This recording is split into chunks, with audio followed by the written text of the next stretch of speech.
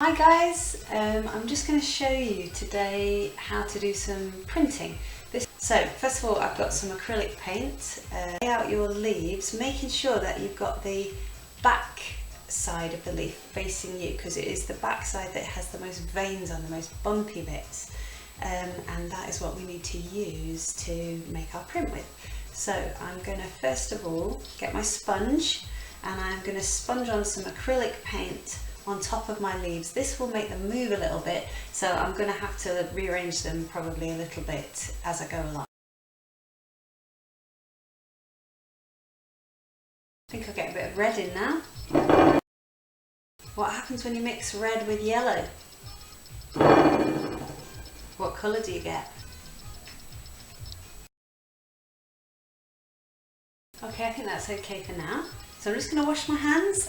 Okay, so the next bit is to make our first print using this background. So we get our sheet of paper and we are going to put it over the top of our leaves and press down. Now we need to press really firmly.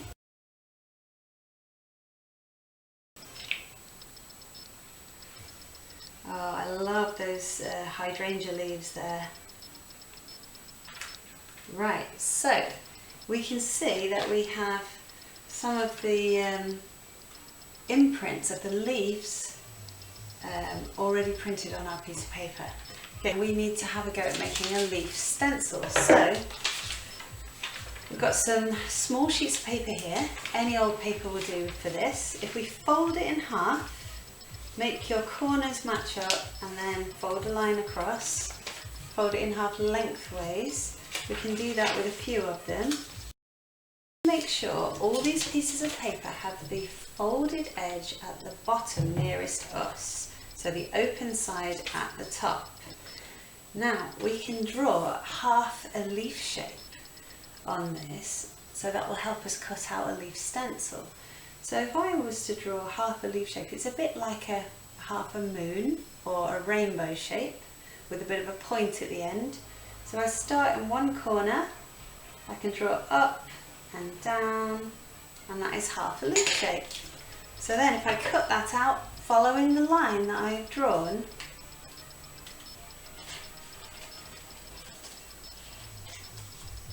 then I end up with a leaf that is missing and a leaf that is filled in the middle. So I've got two leaves now. And now we have an ivy-shaped leaf that is missing and an ivy-shaped leaf that is there. Now we have a hydrangea style leaf that is there and one that is missing.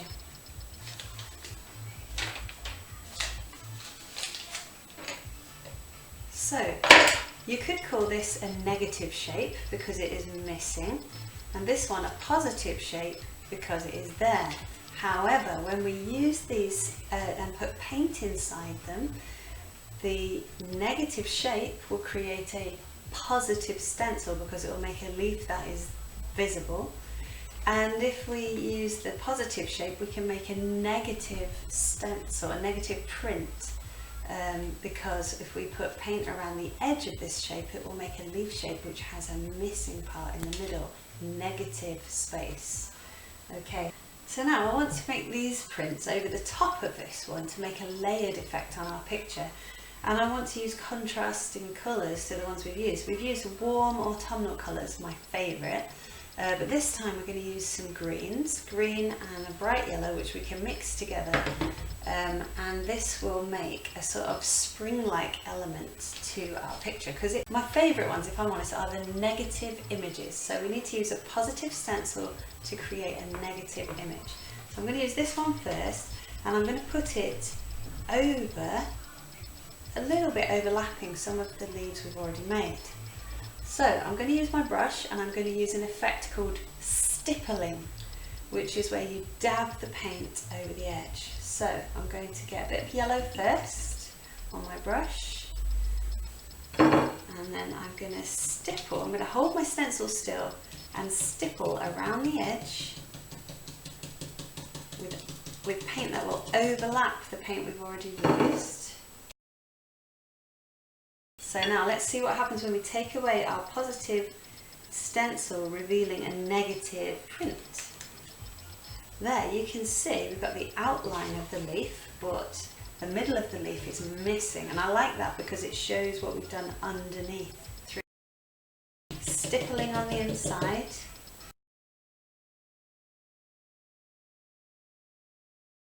If I take my stencil away, it should reveal a positive image. There you can see it's a positive leaf because it's a filled in leaf. Okay, I'm only going to do one of those because I prefer these empty shapes because I like to see what's underneath. I always prefer things to be in odd numbers. At the moment we've got 1, 2, 3, 4, and I'd like there to be 5, 3, 5 or 7 is always the best if you ask me. So I'm going to do another one here to make it 5 instead of 4. So now I think I've done enough experimenting with my positive and my negative images.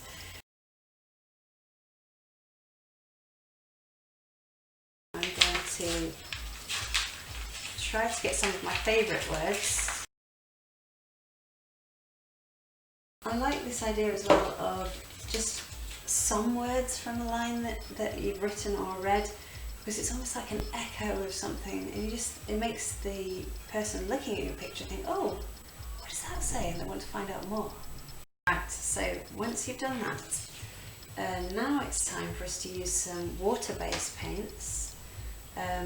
Again, we could use these inks that I showed you last time. Oops, make sure you get your lid back on your glue. Or any light translucent water-based paints will be excellent for this. So, now when you do this bit, you don't need much colour at all. You need lots of water and not much colour because you want it to be see-through, jewel-like and translucent. Okay. So first of all, I think I'm going to go for another contrasting colour. I'm going to go for blue.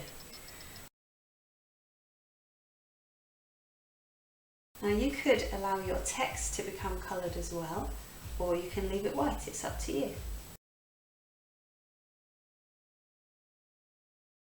I think that's pretty much finished.